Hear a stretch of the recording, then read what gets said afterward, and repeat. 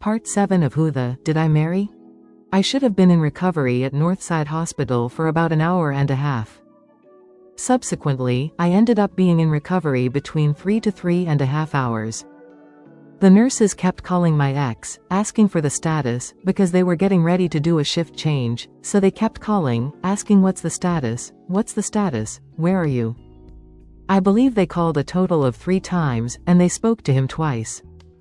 At this point, I knew they were all wondering, where is her fiancé, what is going on? He said he was stuck in traffic, and so he was making his way there.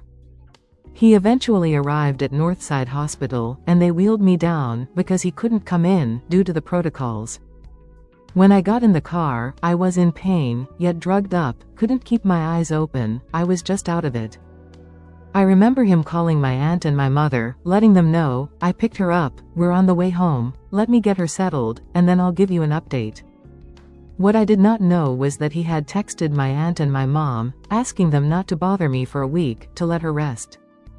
I am from New Jersey, from an African American family, you don't tell my black mama or my black aunt not to bother her for a week.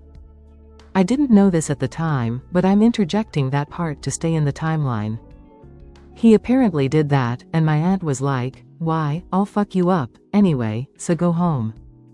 He waited on me hand and foot, I recovered, just needed about 24 to 48 hours to get my mind right. During this time, between when the house in Douglasville fell through, we had not talked about a house. About a week later, after the D&C, he decided, do you want to start looking for a house again?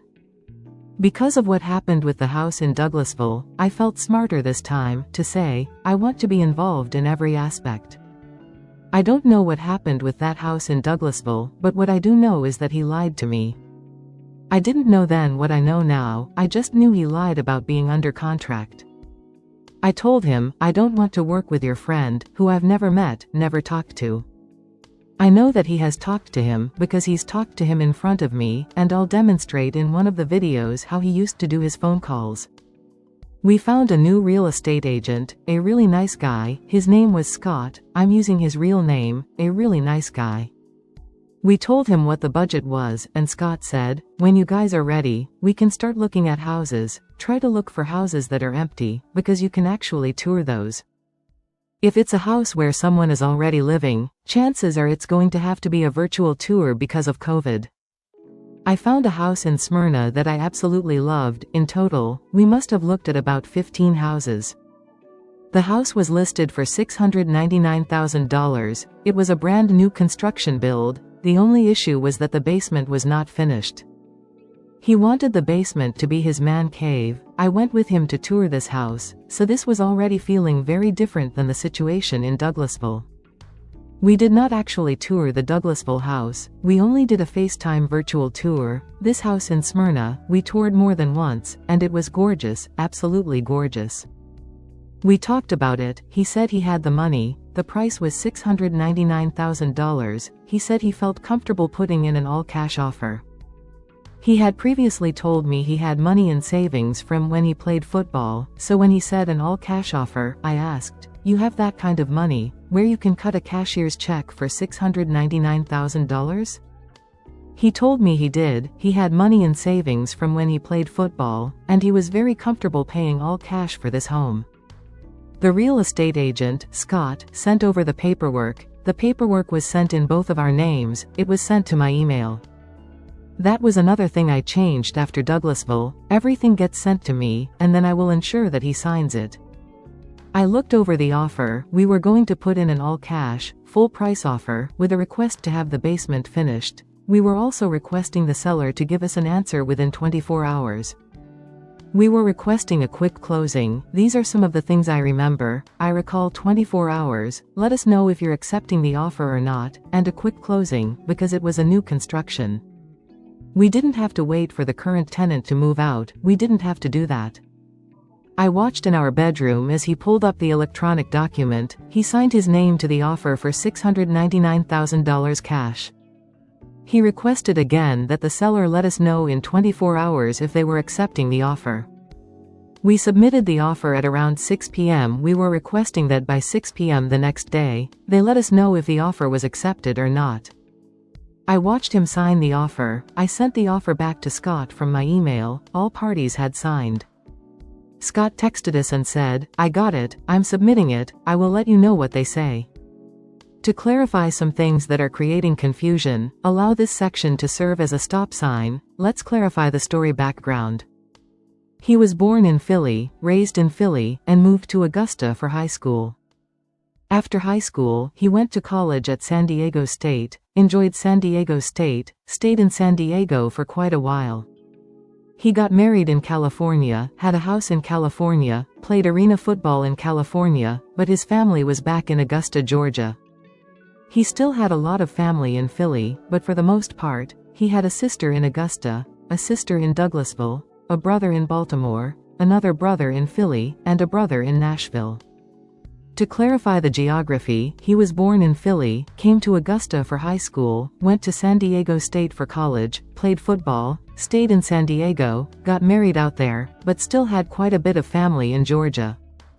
He also had a sister in Douglasville. I have physically met his aunt who lived in Augusta. I've met his brother who lives in Augusta. I have spoken on FaceTime with a brother who lives in Baltimore, and I will demonstrate how he used to talk to the brother who lives in Philly. That's coming up, you haven't missed that. Regarding the proposal, you did not miss the story of the proposal. I simply didn't want to share it because it was embarrassing. He gave me 3 ring options. We went to a jeweler at the Mall of Georgia. He had me pick out 3 rings. I told him which one I liked the most. I knew it wasn't a romantic proposal at all. I told him which one. He basically said, "When I'm ready, I'll give you the ring, and I'll propose." Fast forward to summer, I was pregnant when the ring came. We were sitting at the dinner table. He took the ring box out of his pocket, slammed it on the table. I asked, "What is this?" He said, "Open it." Inside was the ring that I had wanted, that I had chosen at the jeweler.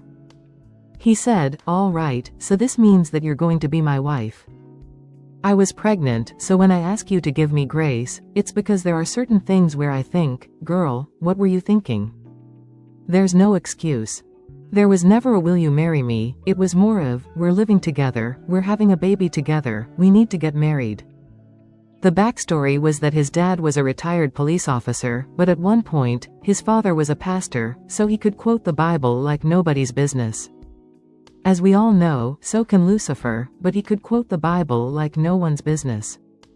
That's how we ended up engaged. I was wearing the ring. I will find a picture and try to post it, but I was wearing the ring. There's more to that story as well. For those wondering, wasn't it weird that he had a sister who lived close, but he's from Philly?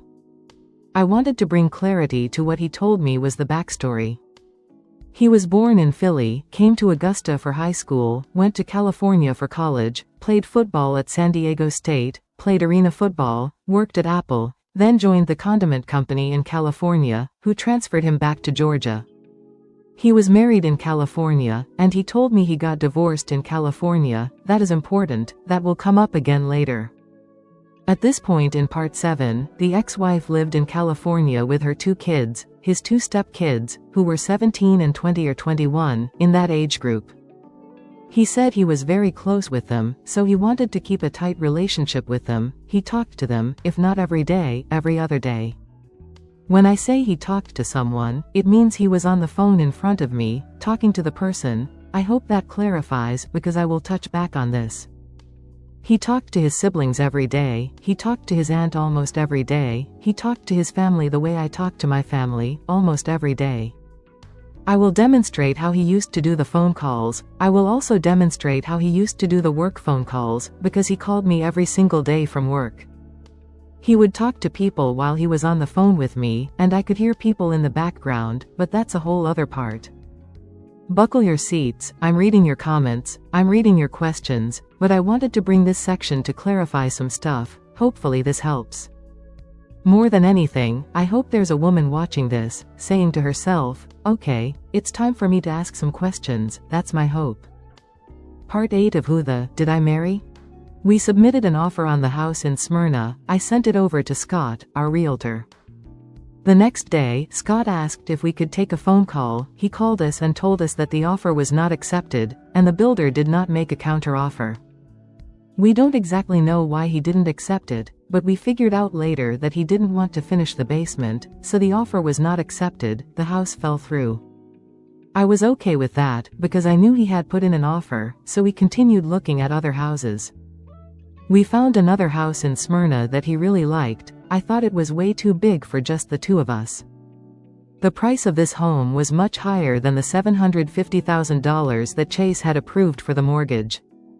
He explained to me that he was willing to do the $750,000 mortgage and put a significant amount of the money in savings on the house, which meant he was now comfortable going from $750,000 up to about $900,000. His whole explanation was, I have the money where I can put down a substantial down payment, bring down the price of the home, and then mortgage the rest of it, so that was now the plan. I was not comfortable with a home over $900,000, but keep in mind, I saw the Chase paperwork, so I said, I feel more comfortable sticking at the $750,000 mark. That's what you were approved for, let's go with that. By this point, it is fall of 2020, we have been talking about marriage, I had my ring, he had made VP at the company, and he was calling me every day from work.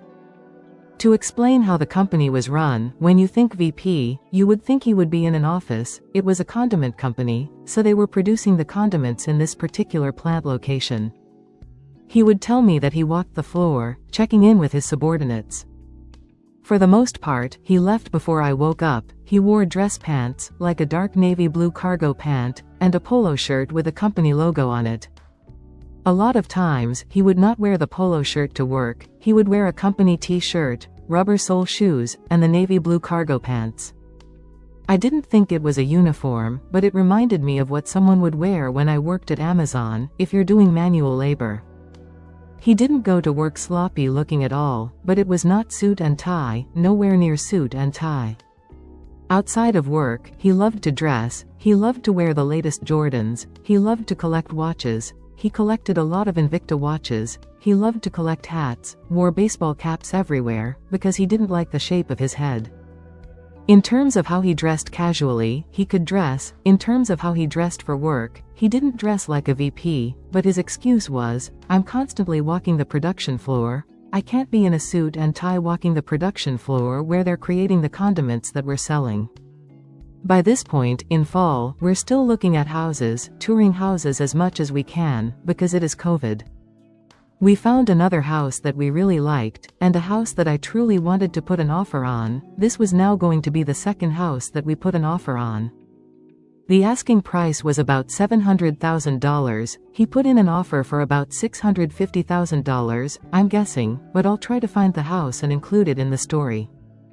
The reason that house fell through, we found out that the home was sitting on a septic tank, we found out that the septic tank had an issue, and it would have taken about $15,000 to $20,000 to fix.